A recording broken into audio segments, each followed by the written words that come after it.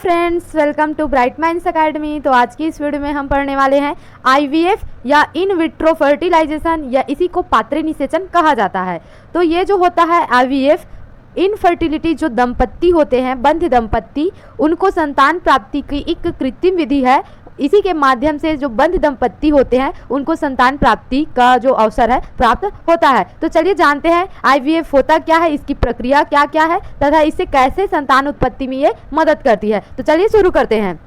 सबसे पहले जानते हैं आईवीएफ या इन विट्रो फर्टिलाइजेशन होता क्या है। तो आईवीएफ का पूरा नाम इन विट्रो फर्टिलाइजेशन है और इसे पात्रे निषेचन भी कहा जाता है, क्योंकि इसमें पेट्री डिश में जो है क्या निषेचन कराया जाता है। और इसे टेस्ट ट्यूब बेबी तकनीक भी कहा जाता है। क्या कहा जाता है? टेस्ट ट्यूब बेबी तकनीक की कहा जाता है। और ये जो होता है एक प्रकार का सहायक प्रजनन तकनीक है। हमने बंध्यता पर एक वीडियो बनाया हुआ है कि बंध्यता होता क्या है, इनफर्टिलिटी। अगर आप इनफर्टिलिटी के बारे में नहीं जानते तो जरूर से जाइए और चैनल पर इनफर्टिलिटी का वीडियो जरूर देखिए, उसके बाद ये वीडियो दोबारा देखिए।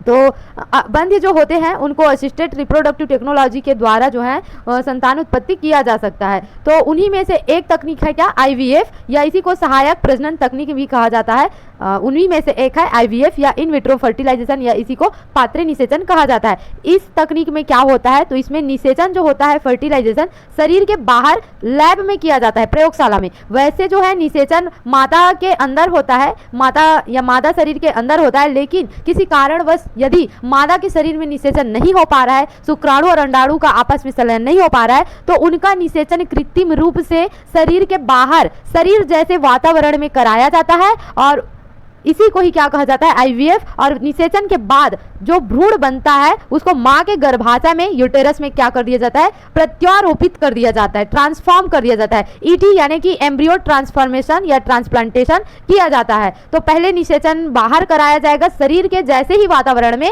और उस भ्रूण या एम्ब्रियो को मां के गर्भाशय या यूटेरस में स्थापित किया जाता है। यही प्रक्रिया क्या कहलाती है, आईवीएफ या इन विट्रो फर्टिलाइजेशन या इसी को पात्रे निषेचन कहते हैं। तो पात्रे निषेचन समझ आ गया क्या है।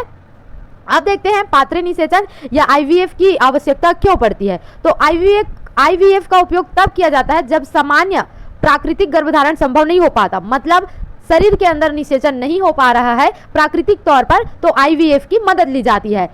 और इसके कारण हो सकते हैं जब महिलाओं की फैलोपियन ट्यूब जो होती है ब्लॉक हो जाती है, जिस कारण से ये प्राकृतिक रूप से निषेचन नहीं हो पाता।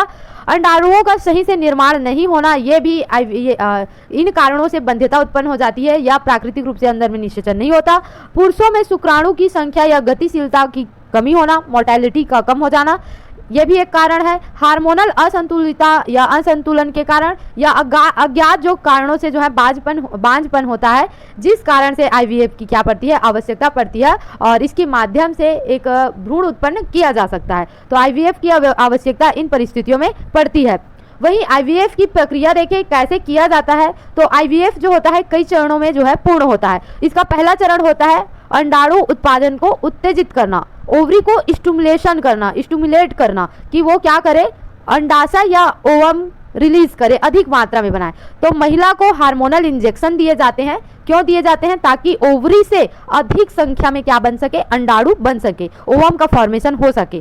पहली प्रक्रिया है। उसके बाद दूसरा जो चरण है, दूसरा स्टेप, जिसमें अंडाणुओं का क्या किया जाता है, संग्रहण किया जाता है। तो अल्ट्रासाउंड की मदद से अंडाशय से पके या परिपक्व अंडाणु निकाले जाते हैं। अल्ट्रासाउंड के माध्यम से पहले अंडाणु बनने के लिए उत्तेजित किया जाएगा, हार्मोनल इंजेक्शन दिया जाएगा। उसके बाद अंडाणु बन जाएंगे तो उनको अल्ट्रासाउंड के माध्यम से एकत्रित किया जाएगा, संग्रहित किया जाएगा अंडाणुओं को। फिर शुक्राणु का संग्रहण किया जाता है, स्पर्म का कलेक्शन किया जाएगा। पुरुष जो उनसे स्वस्थ शुक्राणु लिए जाते हैं, और अंडाणु और शुक्राणु मिल जाने के बाद इनका क्या किया जाता है, फर्टिलाइजेशन कराया जाता है। और ये कैसा फर्टिलाइजेशन होगा, तो ये प्रयोगशाला या लैब में किया जाता है। टेस्ट ट्यूब या पेट्री डिश में इनको मिला करके, कृत्रिम रूप से इनको मिलाया जाता है, क्योंकि एक पात्र में इनको मिलाया जाता है, निषेचन कराया जाता है। इस कारण से इसको क्या कहते हैं, आईवीएफ को हिंदी में पात्रे निषेचन भी कहा जाता है। उसके बाद भ्रूण का निर्माण होता है, एम्ब्रियो फॉर्मेशन होता है। तो कुछ दिनों तक कोशिका विभाजन से भ्रूण का निर्माण होता है, और ये ब्लास्टोमियर की 8 ब्लास्टोमियर की स्थिति के बाद इनको भ्रूण को क्या किया जाता है, प्रत्यारोपण किया जाता है। तो कहाँ पर किया जाएगा, एम्ब्रियो ट्रांसफर, तो महिला के गर्भाशय या यूटेरस में फिर डाल दिया जाता है, और आगे की जो भ्रूणी विकास है वो यूटेरस में ऐसी प्राकृतिक रूप से चलता है। तो इस तरीके से आईवीएफ जो होता है काम करता है, और एक बंध दंपत्ति जो है संतान प्राप्त कर सकता है। तो आईवीएफ के लाभ क्या है? तो निसंतान दंपत्ति को क्या मिलता है? संतान की सुख प्राप्ति होती है। गंभीर जो बांझपन या इनफर्टिलिटी होती है ऐसे मामलों में भी सफल हो सकता है और शुक्राणु और अंडाणु की गुणवत्ता खराब होने पर भी क्या है, ये सहायक होता है। तो आईवीएफ के ये क्या है, लाभ है। वहीं आईवीएफ की सीमाएं व हानियां देखें तो क्या क्या है, यह एक महंगी प्रक्रिया होती है और सफलता दर हर बार 100% नहीं होती, लगभग 30-40% हो सकती है। और महिला को हार्मोनल इंजेक्शन देने से दुष्प्रभाव हो सकते हैं। कभी कभी एक से अधिक भ्रूण भी विकसित होकर जुड़वा या अधिक बच्चे हो सकते हैं। तो ये तो था क्या इसके हानि या सीमाएं। लेकिन ये जो है निसंतान व्यक्तियों को संतान की एक उम्मीद या संतान प्राप्ति का क्या देता है, सुख देता है। तो हमने इस वीडियो में कंप्लीट आईवीएफ के बारे में जाना, आईवीएफ क्या है तथा इसकी प्रक्रिया क्या होती है तथा इससे क्या क्या लाभ हम लोग हासिल कर सकते हैं और इसकी सीमाएं क्या हैं। तो अगर आपको वीडियो अच्छा लगा तो जरूर वीडियो को लाइक करें, चैनल को सब्सक्राइब करें एंड थैंक्स फॉर वॉचिंग। मिलते हैं नेक्स्ट वीडियो में।